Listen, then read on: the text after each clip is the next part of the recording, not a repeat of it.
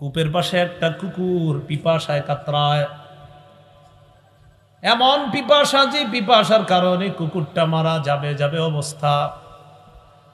বনি ইসরাইলের এক ব্যভিচারিণী নারী কুকুরটাকে দেখে, দেখার পর তার মায়া হয়। ইখলাসের সাথে নাজাআত মুকাআহা, ওই নারী তার মৌজা খুলছে, খোলার পর মৌজা দিয়ে পানি আনছে, আনার পর ফাসাকাতহু, কুকুরকে পানি পান করায়া দেয়। আল্লাহ নবী বলেন ইখলাসের সাথে আমল আল্লাহ এত কবুল করেছেন, গুফিরা লাহা বিহি, এতটুকু একটা ইখলাসওয়ালা আমলের কারণে তার আগের সব গুনাহগুলা মাফ করে দেওয়া হয়। সুবহানাল্লাহ, ইখলাস। তাহলে বলেন তো, ভুলে গেছেন আসল কথা। কয় মাধ্যমে ইবাদত করি? 5 মাধ্যমে। এক নাম্বার অন্তর দিয়ে। অন্তরে একটা ইবাদত সুন্দর ফিকির করা, আরেকটা ইবাদত নিয়ত করা, আরেকটা ইবাদত ইখলাস। এই জন্য মনে রাখবেন, নিয়ত বিশুদ্ধ যদি আর ইখলাসের সাথে হয়, ছোট আমলও বিশুদ্ধ নিয়তের কারণে বড় হয়ে যায়, বড় আমল অশুদ্ধ নিয়তের কারণে ছোট হয়ে যায়। সবাই বলেন বলেন, ছোট আমল ছোট আমল বিশুদ্ধ নিয়তের কারণে, বিশুদ্ধ নিয়তের কারণে, ইখলাসের কারণে ইখলাসের কারণে বড় হয়ে যায়। বড় হয়ে যায়। বড় আমল বড় আমল অশুদ্ধ নিয়তের কারণে, অশুদ্ধ নিয়তের কারণে, ইখলাস না থাকার কারণে ইখলাস না থাকার কারণে ছোট হয়ে যায়। ছোট হয়। একটা কিতাব আছে, নাম জামিউল উলুমি ওয়াল হিকাম। এই কিতাবের লেখকের নাম ইবনে রজব হাম্বলি রহমতুল্লাহি আলাইহি। 1 নম্বর খণ্ড 13 নম্বর পৃষ্ঠায় তিনি আনছেন, قال عبد الله بن المبارك رحمه الله رب عمل صغير تعزمه النية ورب عمل كبير تصغره النية। আব্দুল্লাহ ইবনুল মুবারক রহমতুল্লাহি আলাইহি বলেন, বিশুদ্ধ নিয়ত ছোট ছোট আমলকে বড় বানায়া দেয়, আর অশুদ্ধ নিয়ত বড় আমলকে ছোট বানায়া দেয়। নাউজুবিল্লাহ।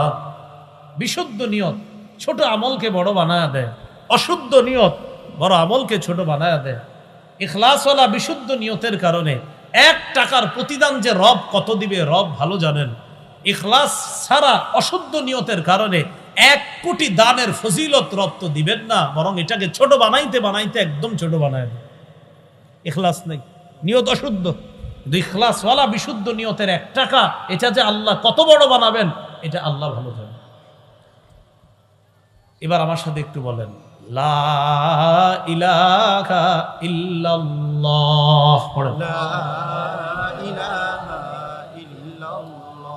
বলেন এই কালিমা এই কালিমা মুখে উচ্চারণের পাশাপাশি মুখে উচ্চারণের পাশাপাশি অন্তরেও লালন করা। অন্তরেও লালন করা। অন্তরে লালন করাটা, বলেন, অন্তরে লালন করাটা আত্মিক ইবাদত। আত্মিক ইবাদত। আল্লাহ ছাড়া কোনো ইলাহ নাই, এটা কলবের মধ্যে লালন করা, এটাও আত্মিক ইবাদত। একটা মুখ দিয়ে বলি আমরা, আরেকটা হলো অন্তর দিয়ে, এটা না হ্যাঁ আসলে আল্লাহ ছাড়া ইলাহ নাই, এটা অন্তরে আমি লালন করি, এটা আত্মিক ইবাদত।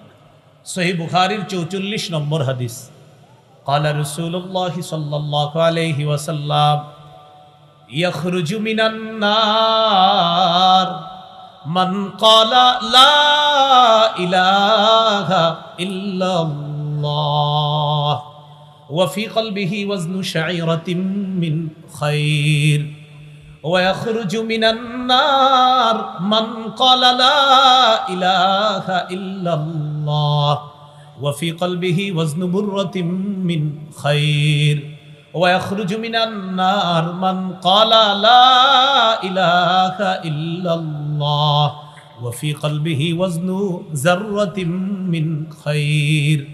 রাসূলুল্লাহ সাল্লাল্লাহু আলাইহি সাল্লাম বলেন, যার অন্তরে গম পরিমাণ, জব পরিমাণ, অনু পরিমাণ ঈমান থাকবে, সে একদিন না একদিন জাহান্নাম থেকে বের হয়ে জান্নাতে প্রবেশ করবে। সুবহানাল্লাহ।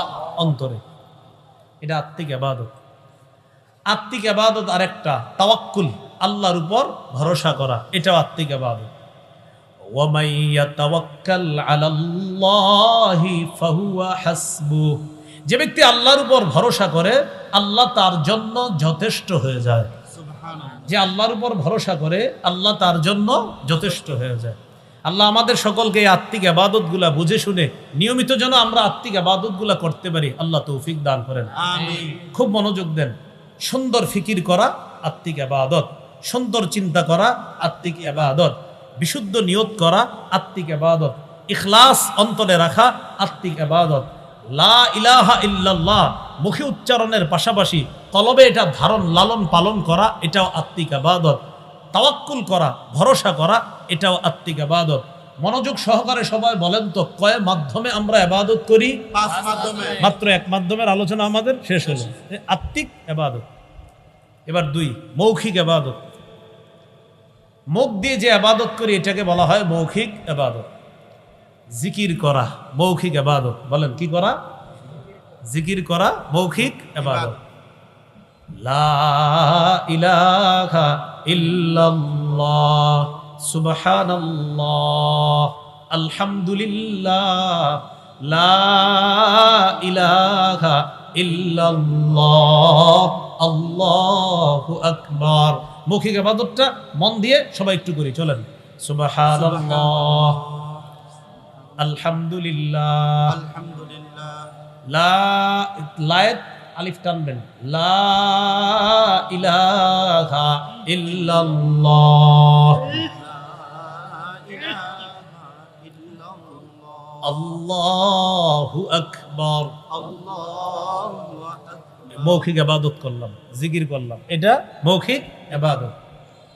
লা ইলাহা ইল্লাল্লাহ নামক এই মৌখিক ইবাদত যদি কেউ করে দিল থেকে ইখলাসের সাথে করে, রাসূলুল্লাহ সাল্লাল্লাহু আলাইহি সাল্লাম বলেন মান ক্বালা লা ইলাহা ইল্লাল্লাহ মুখলিসান কাত্তু ইল্লা ফুতিহাত লাহু আবওয়াবুস সামাই হাত্তা তুফজিয়া ইলাল আরশ। কেউ যদি ইখলাসের সাথে একবার লা ইলাহা ইল্লাল্লাহ পড়ে, আসমানের সবগুলা দরজা খুলে দেওয়া হয়, তার লা ইলাহা ইল্লাল্লাহ যেন আরশ পর্যন্ত পৌঁছে যায়। সুবহানাল্লাহ। মৌখিক ইবাদত আরেকটা, বলেন তিলাওয়াতুল কুরআন। কোরআন তেলাওয়াত করা মৌখিক ইবাদত। আল্লাহ পাক রব্বুল আলামিন বলেন ওয়াতলু মা উহিয়া ইলাইকা মিন কিতাবি রাব্বিক। আপনি তেলাওয়াত করেন, আপনার রবের পক্ষ থেকে যা ওহী হিসাবে অবতীর্ণ করা হয় আপনি তেলাওয়াত করেন। লা মুবাদ্দিলা লিকালিমাতি। আপনার রবের কালিমা পরিবর্তন করার মতো কেউ নাই, কেউ পরিবর্তন করতে পারবে না। 21 পারার একদম শুরুতে, শুরু পৃষ্ঠা, শুরু আয়াতটা উতলু মা উহিয়া ইলাইকা মিনাল কিতাব। কিতাবের যা আপনাকে ওহী হিসাবে দেওয়া হয় তা আপনি তেলাওয়াত করেন। আল্লাহ আমাদের সকলকে বেশি বেশি কোরআন তেলাওয়াত করার তৌফিক দান করেন, আমিন। তিরমিজির বর্ণনা 2910 নম্বর হাদিস, 2910 নম্বর হাদিস।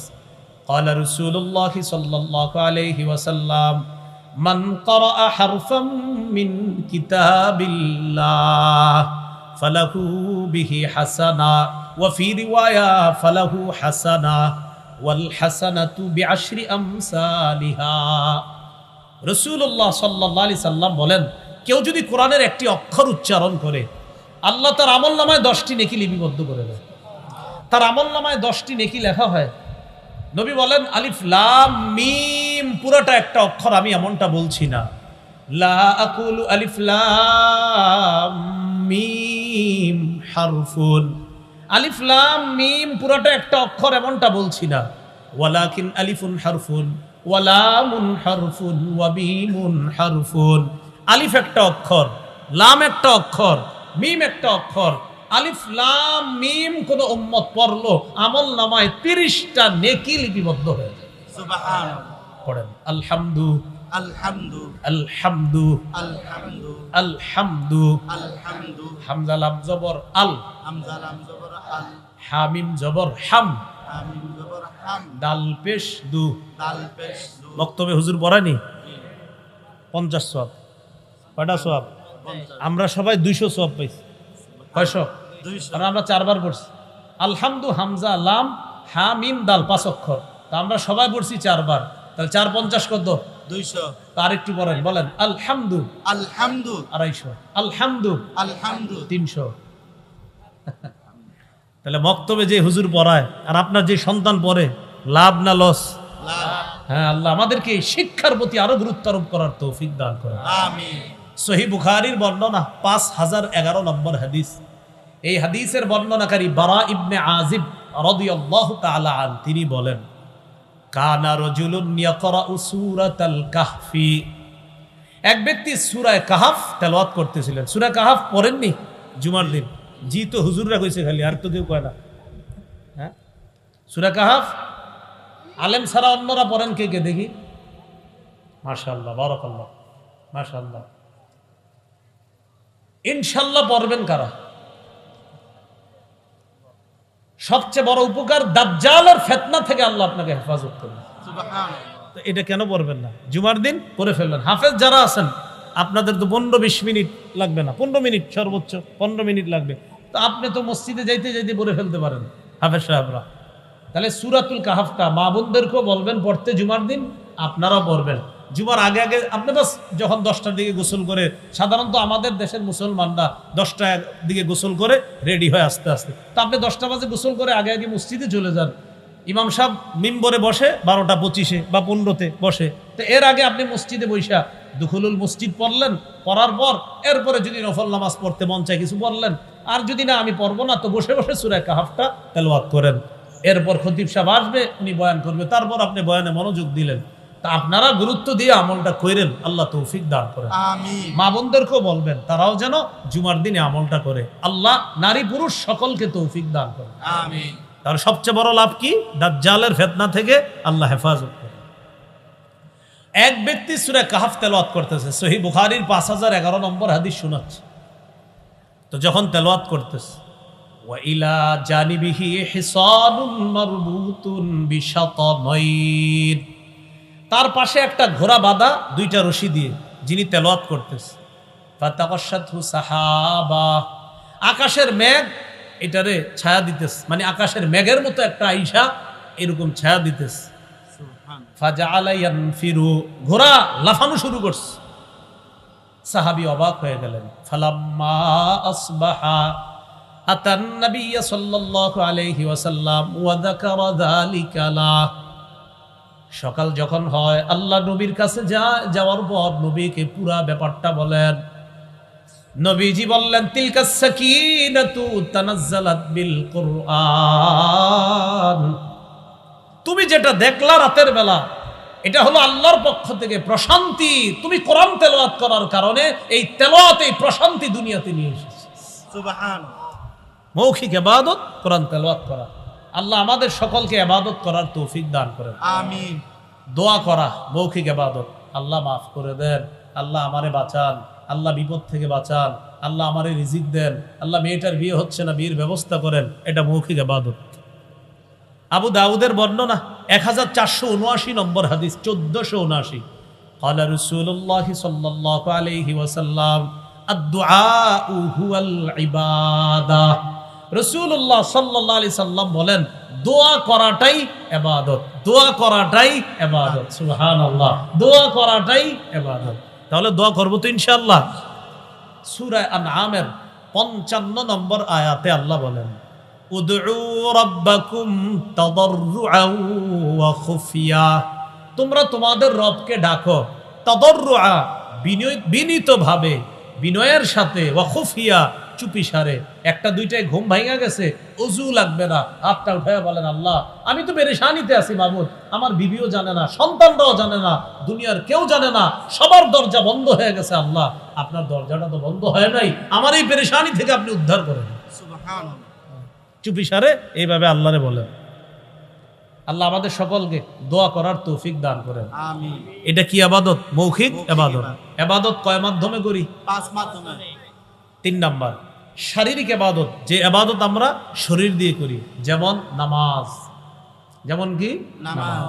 সূরা হজের 77-78 নম্বর আয়াতে আল্লাহ বলেন, ইয়া আইয়ুহাল্লাযীনা আমানুরকাউ ওয়াসজুদু ওয়া'বুদু রাব্বাকুম ওয়াফআলুল খায়রা লাআল্লাকুম তুফলিহুন। হে ঈমানদারগণ, ইরকাউ তোমরা রুকু করো, ওয়াসজুদু সিজদা করো, ওয়া'বুদু রাব্বাকুম তোমরা তোমাদের রবের ইবাদত করো, ওয়াফআলুল খায়র ভালো কাজ করো, লাআল্লাকুম তুফলিহুন যাতে তোমরা সফলকাম হও। ক্বালা রাসূলুল্লাহ সাল্লাল্লাহু আলাইহি ওয়াসাল্লাম, লাউ আন্না নাহরান বিবাবি আহাদিকুম ইয়াগতাসিলু ফীহি কুল্লা ইয়াউমিন 5 মাররাত ফাহাল ইয়াবকা মিন দারানিহি শাই। নবী বলেন, তোমাদের কারো বাড়ির সামনে একটা পুকুর আছে, এই পুকুরে ওই ব্যক্তি দৈনিক 5 বার গোসল করে। আচ্ছা বলো তো তোমরা, তার শরীরে কি কোনো ময়লা থাকবে? আপনারা বলেন তো। নবীজি বলেন, তার শরীরে কি কোনো ময়লা থাকবে? তো সাহাবীরা জবাব দিছে, লা ইয়াবকা মিন দারানিহি শাই। হুজুর, তার শরীরে কোনো ময়লা থাকবে না। নবীজি সাল্লাল্লাহু আলাইহি সাল্লাম বললেন, ফাযালিকা মিসলুস সালাওয়াতিল খামস ইয়ামহুল্লাহু বিহিন্নাল খাতায়া। এইভাবে 5 ওয়াক্ত নামাজ যদি কেউ পড়ে, 5 বার গোসল করলে যেমন তার শরীরে কোনো ময়লা অবশিষ্ট থাকে না, 5 ওয়াক্ত নামাজ যদি কোনো বান্দা পড়ে, আল্লাহ তার গুনাহগুলা ধুয়ে মুছে সাফ করে দেয়। সুবহানাল্লাহ। আল্লাহ আমাদের সকলকে শারীরিক ইবাদত করার তৌফিক দান করেন। আমিন।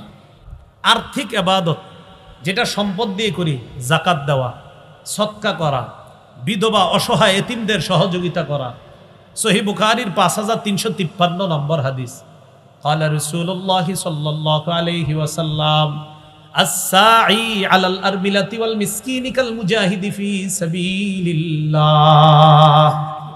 কেউ যদি কোনো বিধবা অথবা এতিম মিসকিন অসহায়ের পিছনে সহযোগিতা করার চেষ্টা চালায়, অর্থের মাধ্যমে হোক যেভাবে হোক সহযোগিতা করার চেষ্টা চালায়, আল্লাহর রাস্তায় জিহাদ করলে যে সওয়াব, ওই মুজাহিদের মতো সওয়াব আল্লাহ তাকে দান করবে। যাকাত দেওয়া আর্থিক ইবাদত, সদকা করা আর্থিক ইবাদত। মুখ দিয়ে যে ইবাদত করি এটাকে কি বলা হয়? মৌখিক ইবাদত। শরীর দিয়ে যে ইবাদত করি এটাকে কি বলা হয়? শারীরিক ইবাদত। সম্পদ দিয়ে যে ইবাদত করি এটাকে বলা হয় আর্থিক ইবাদত। শরীর এবং সম্পদ দিয়ে যে ইবাদত করি এটাকে বলা হয় আর্থিক এবং শারীরিক ইবাদত। আল্লাহ আমাদেরকে মনে রাখার তৌফিক দান করে। আমিন। 1 নম্বর, কলব দিয়ে ইবাদত করি, এটা হলো আত্মিক ইবাদত। আত্মিক ইবাদত কি? সুন্দর চিন্তা ভাবনা করা, এটা আত্মিক ইবাদত।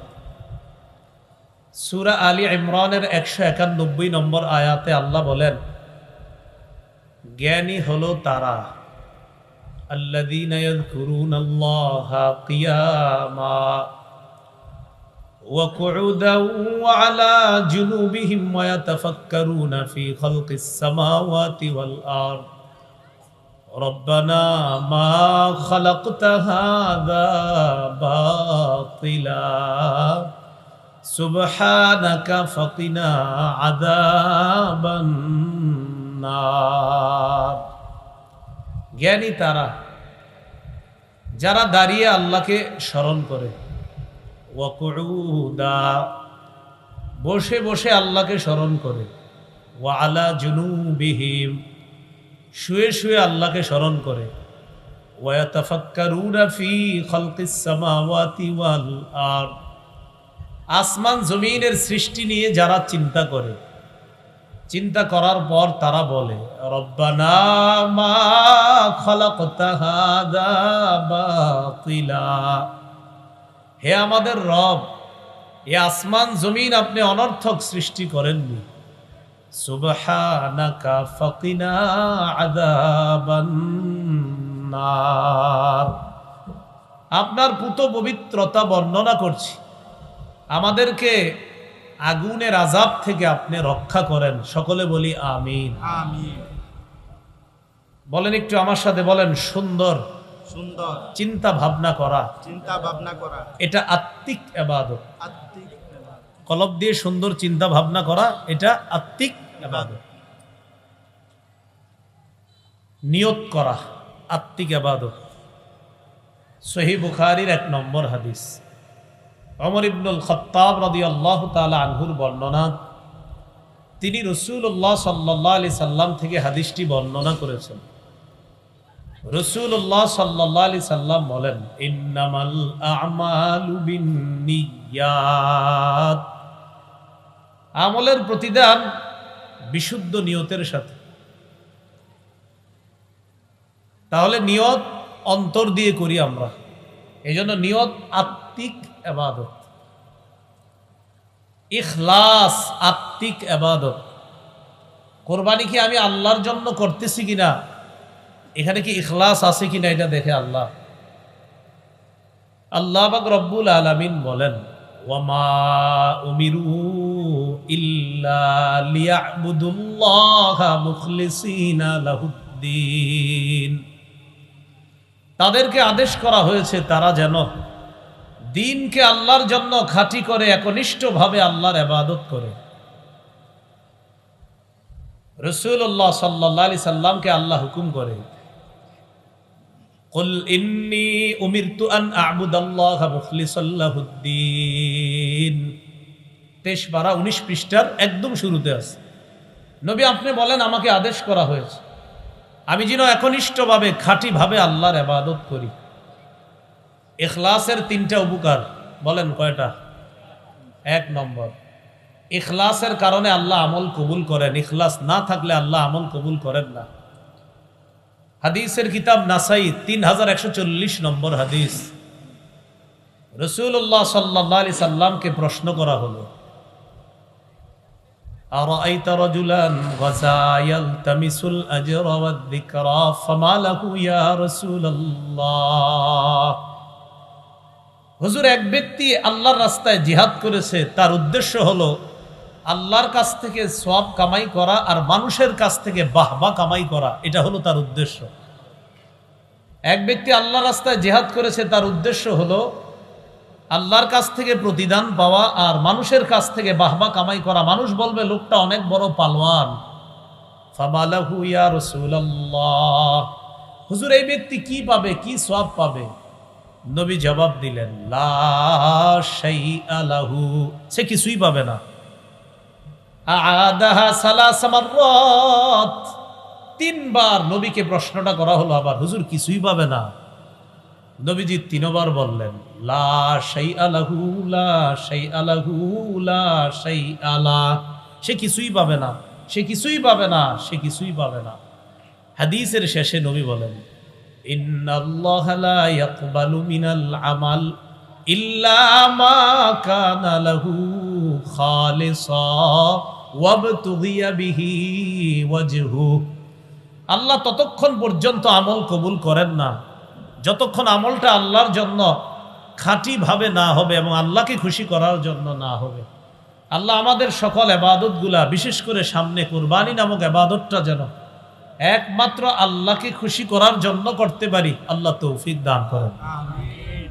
ইখলাসের 2য় উপকার, ইখলাসের সাথে কাজ করলে ওই কাজের প্রতিদান আল্লাহর পক্ষ থেকে দেওয়া হয়।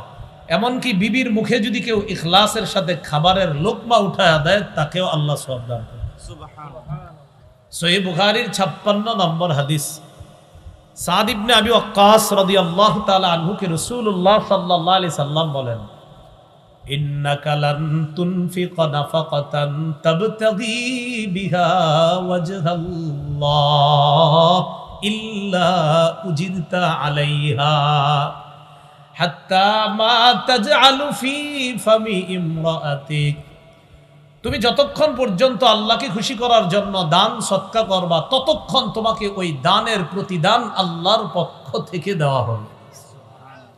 এমন কি, সবাই বলেন এমন কি, তুমি যদি তোমার বিবির মুখে যা উঠিয়ে দাও, খাবার উঠিয়ে দাও, ইখলাসের সাথে যদি আমলটা করো, এটারও প্রতিদান আল্লাহ দান করবে। বিবিরে কেউ খাওয়াই দিস ইখলাসের সাথে, এটার প্রতিদানও আল্লাহ দান করবে। ইখলাসের 3 নম্বর উপকার,